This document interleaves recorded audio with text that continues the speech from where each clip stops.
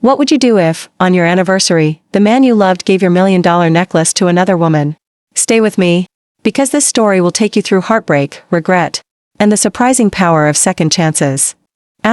Before we begin this incredible story, make sure to subscribe and hit the bell icon so you never miss our powerful, life-changing stories. On our anniversary, I expected warmth, love, and a gift wrapped with meaning. Instead, I discovered something that shattered me, the $1 million necklace my late mother had given me. The one that held not just value but memories was missing. I searched everywhere, my hands trembling, my heart pounding against my chest. When I asked my husband, his eyes shifted, his voice stumbled. And then the truth fell like a blade. He had given it away, not sold, not lost, but gifted. To his mistress. My legs weakened, and the room spun around me. Every beat of my heart echoed with betrayal. The walls of our home, once filled with laughter, now pressed against me with suffocating silence. I sat down, clutching my chest, as if holding myself together would stop me from breaking apart. The necklace was not just a piece of jewelry. It was my mother's last blessing.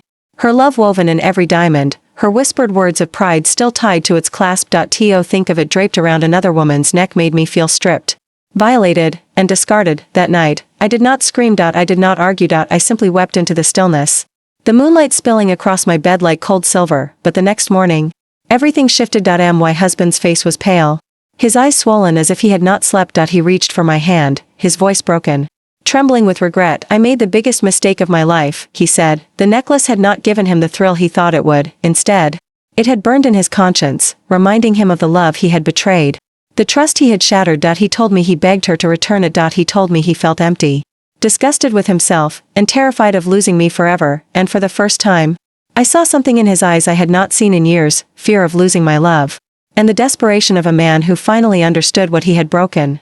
He dropped to his knees, his hands clutching mine as if they were his last anchor. Tears rolled down his face, and in that moment, he looked nothing like the proud man who once wore confidence as his armor. His voice shook as he confessed that he had been blind, chasing illusions, feeding his ego, and ignoring the very soul that had always stood by his side. I watched him, torn between fury and sorrow, my chest rising and falling as the storm inside me raged. Part of me wanted to turn away, to let him drown in his guilt, to let him taste the bitterness he had served me, but another part of me, softer, quieter, yet stubborn, longed to believe that people could change, that mistakes could carve lessons, and that regret could lead to redemption. The morning light poured through the curtains, painting his face with streaks of gold and shadow. It reminded me that nothing remains hidden forever, even the darkest night must surrender to dawn. He held my hand tighter, whispering, "I will make this right, even if it takes the rest of my life." And though my heart was heavy, I felt a faint spark, an ember of hope struggling to survive beneath the ashes of betrayal. I stood there silently, his words sinking into me like raindrops on parched earth. The pain of betrayal was still sharp, but his desperation felt raw, almost childlike. For the first time, I saw not just the man who had broken me, but the brokenness inside him as well. My heart ached, torn between justice and compassion. He began to tell me how empty he had felt even in the arms of another. How every laugh, every smile, every moment without me had tasted like ash. I listened, my fingers trembling in his grip, my mind replaying every memory of our years together. The necklace was not just a jewel. It was a symbol of trust, of love, of promises made under the stars. He had given it away carelessly. But now he begged me for the chance to return more than just a necklace. He wanted to return himself. Outside, the world stirred with morning sounds, birds calling, cars passing, life moving as if nothing had happened. Yet inside that room, time stood still. Two hearts caught in the fragile space between ruin and redemption. I whispered softly, almost to myself, "Some things can be mended, but never the same way again." He nodded through his tears, as though he already knew that his journey back to me would not be easy. But his eyes, once clouded with arrogance, now held a kind of humility I had never seen before. Days turned into weeks, and his actions began to speak louder than his words. He returned home every evening, no longer with excuses or distractions, but with a quiet presence that surprised me. He cooked meals he never touched before, burning the first few attempts, yet smiling through the smoke. He started leaving handwritten notes on the kitchen table, simple words like "I see you" or "I am grateful." At first, I dismissed them as guilt-driven gestures, but gradually, I saw consistency in his efforts. The man who once thought wealth and gifts could fix everything now stood beside me in silence, learning the language of patience. The necklace, polished and restored, lay in a velvet box on my dresser, but I refused to wear it, not because I despised it, but because I wanted him to understand that trust was not something to clasp around my neck, it was something to rebuild in my soul. One evening, as the sunset painted the sky in shades of fire and gold, He sat beside me on the porch for the first time. He did not beg, he did not cry. He did not try to explain that, he simply held my hand gently, as though it were the most fragile treasure in the world, and in that silence, I felt a shift, not forgiveness, not yet, but the possibility of healing. The days of quiet gestures turned into months. And with every sunrise I felt him trying to rebuild what he had broken. He volunteered to help at the shelter I supported. Sweeping floors, serving meals, speaking kindly to strangers. It startled me.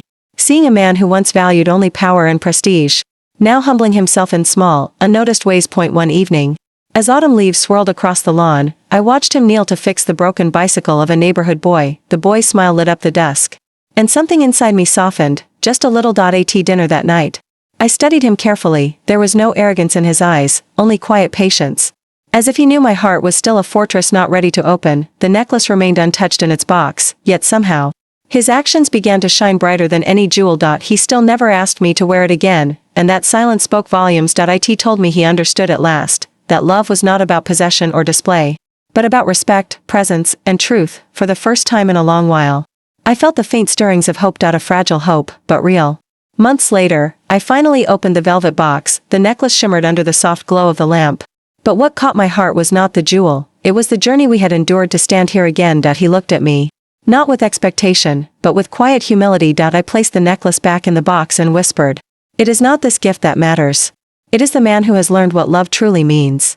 For the first time, I saw peace in his eyes, not because he had been forgiven completely, but because he had finally understood. We chose to walk forward, slowly, carefully, with respect guiding every step. The pain of betrayal left scars.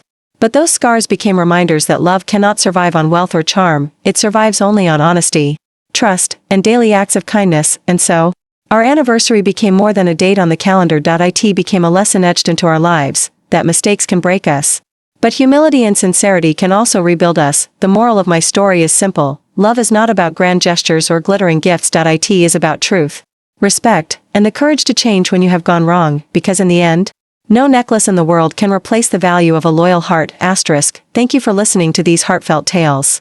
If it touched your heart, share it, leave a comment below, and remind someone, you are never alone.